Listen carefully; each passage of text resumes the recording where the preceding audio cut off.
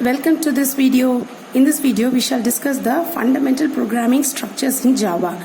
So these are some of the fundamental programming structures. Java constants, variables in Java, data types in Java, operators, special operator, conditional operator. So first we shall discuss in detail about Java constants. So what is a constant? From the name itself we can say it is nothing but a fixed value.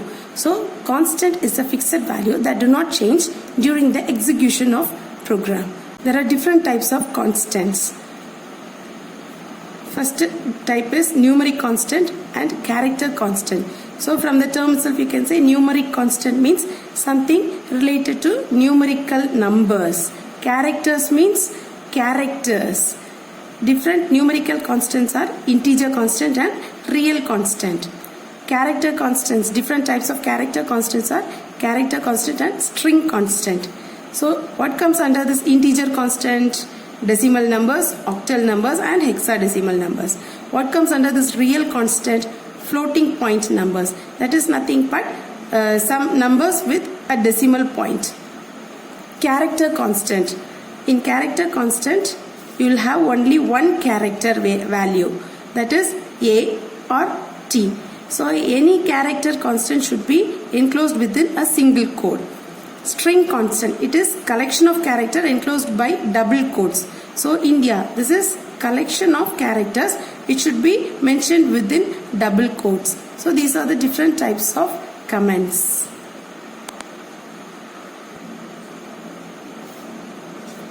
Next one is variables. So what is a variable?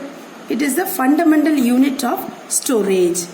The constant should be stored in some variables. That one you call it as variables. The syntax of variable is data type, name of the variable equal to some constant value. This means this value will be stored into this variable name with this data type. Example, int a comma b, char m is equal to single quotes x. This means this value x, constant x, will be stored into this variable m under the data type char. Similarly, string m is equal to India. So this is a string variable, string constant, and this string constant will be stored into this variable m whose data type is string. Then int a is equal to 10. The constant 10 will be stored into this variable a whose data type is integer. Next one is data type. So what is a data type? Its different types are primitive data type and non-primitive data type. Primitive data type is also called as intrinsic data type. Non-primitive data type is also called as derived data type. So the different types of primitive data types are numeric and non-numeric. Numeric data type falls into two categories: integers and floating point value. Non-numeric falls into two categories: character and boolean. And non-primitive data types, derived data type, falls into three categories: class, interface and arrays. Integer data type. So first one we shall discuss about integer data type. Its types are, it has various types. First one is byte. Byte, size of a byte is 1 byte. 1 byte is equal to 8 bits. It ranges from -128 to 127. That is, you can store the values between these. Example of how you are going to declare this byte is byte I comma j. Next type of integer is short. Size of short is 2 byte. This is the range of short. This can be used like example short I comma j. Integer whose size is 4 bytes, and this is the range of storing an integer value. Example of integer is int I comma j. Likewise you can declare the integer data type. Next one is long, whose size is 8 byte. It is stored like long I comma j. Our next data type is floating point values, floating point type. Float, this size is 4 bytes. It can store up to 64 decimal digits. It is declared like float I comma j. Next one is double, whose size is 8 bytes. It can store 15 decimal digits. Representing a double is double I. Next data type is character. As I discussed before, character is the data type and A is a variable equal to I. So this is the value who is going to stored in this variable A of data type char. Character should be mentioned within single quotes, whose size is 2 bytes, that is 16 bit. Next data type is Boolean. Boolean is a single bit value. It is value either true or false. Next one is operators. So these are the different types of operators: arithmetic operators, relational, logical, assignments, increment or decrement, and bitwise operators. Arithmetic operators, the operators are plus, minus, asterisk, that is multiplication, division, and modulo division. These are the examples of these corresponding operators. C is equal to A plus B, C is equal to A minus B, C is equal to A star B, C is equal to A divided by B, C is equal to A modulo division by B. The difference between division and modulo division is division will return the quotient value and modulo division will return the remainder value.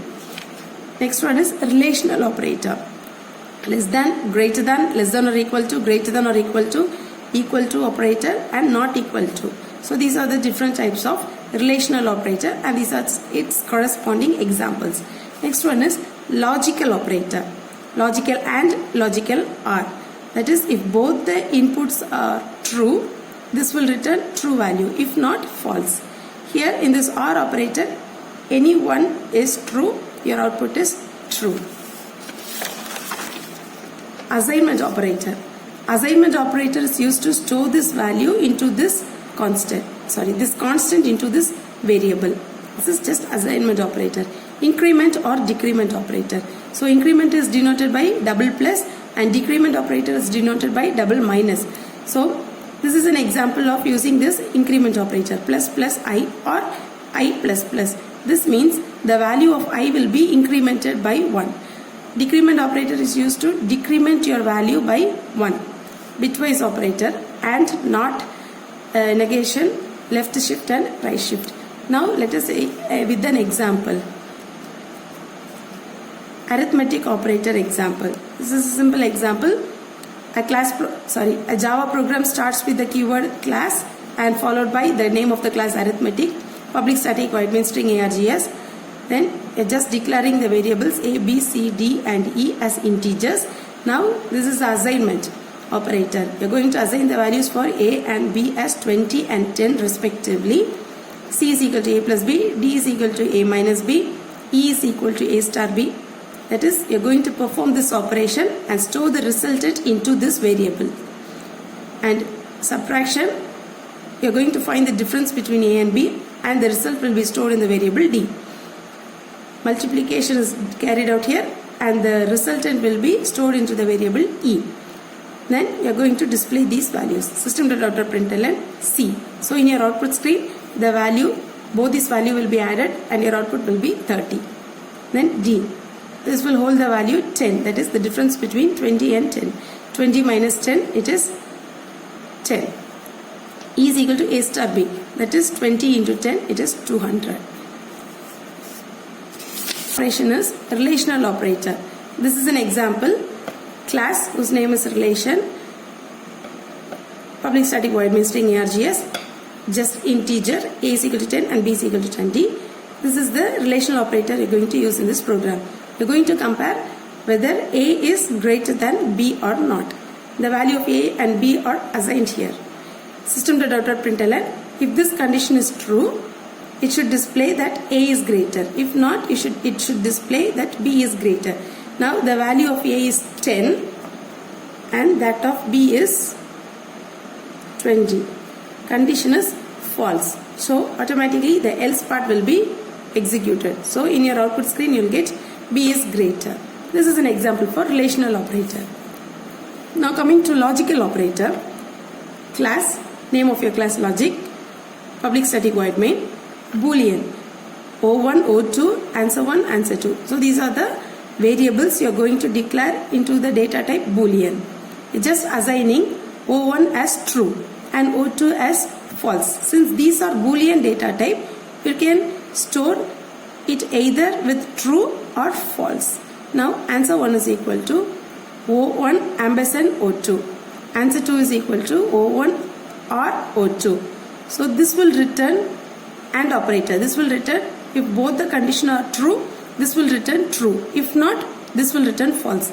Now the value of O1 is true and value of O2 is false. So since this is an AND operator, you have one false here. So the value of answer 1 will be equal to false. Likewise, R, true or false. R operator will return true. If any one condition is true, this will return true.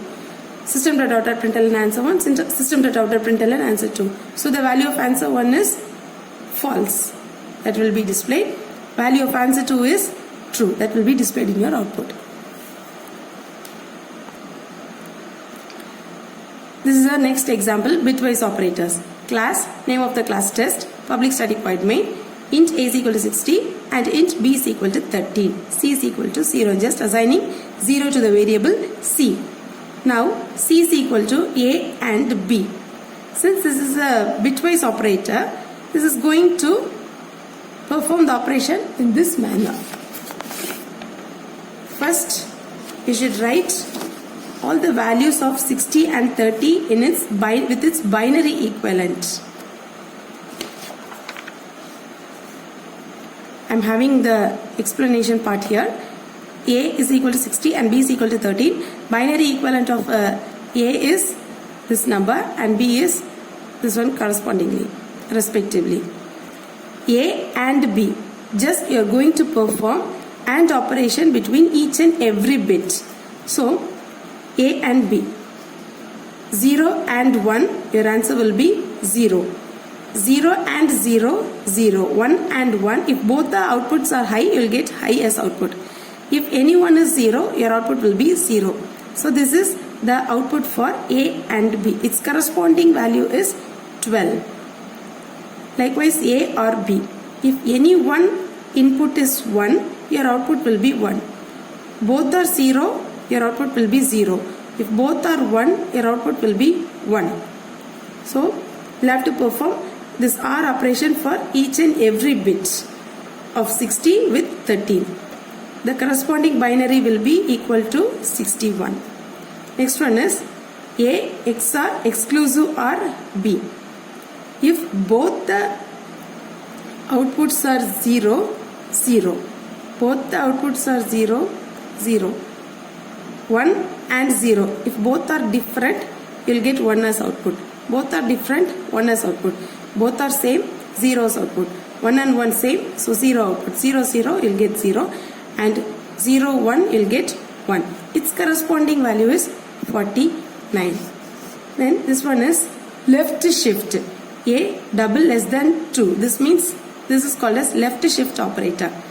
So I have written the value of A, that is 60. 0, 0, 1, 1, 1, 1, 0, 0. Left shift 2.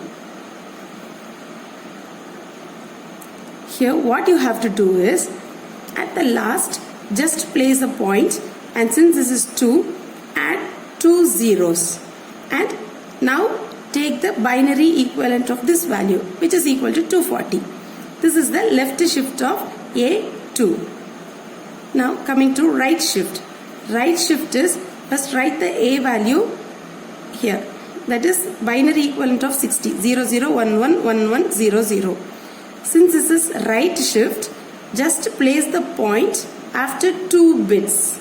So you'll have to place the point here. Now write the corresponding binary equivalent of these numbers only, which is equivalent to 15. Likewise, the bit operation will be executed. So these are the corresponding outputs. System.out.println A and B equal to, so whatever you are going to write within this double quotes will be displayed in your output screen as such. So here what is there? A ampersand B. So in your output screen also you will get A ampersand B equal to Then plus indicates a separation operator. So a separation here comes, and C. What is the value of C here? 12. 12 will be displayed. Likewise, A or B equal to the value of C is, after performing this OR operation, the value of C will be equal to 61. So here comes 61. Likewise, all the results goes. Your next operator is special operator. There are two types of special operator: instance of operator and dot operator. Instance of operator is used to determine whether the object belongs to particular class or not. Example, person instance of student. This will return true if object person belongs to the class student, or it will return the value false. The next type of special operator is dot operator. This dot operator is used to access the instance variable and method of class object. So example of this dot operator is customer dot name. This means this is going to refer the variable name from the class customer. Next one is conditional operator. This is also called as ternary operator. Types of using this conditional operator is condition, question mark, expression 1, colon, expression 2. Example, consider this example. So this is a condition, question mark, expression 1 0, colon, expression 2 1. So if the condition is true, the first part will be executed. If not, the second part, that is next to your colon, will be executed. This is something relevant to your if else statement. If x greater than 0, then set flag is equal to 0. Else set flag is equal to 1.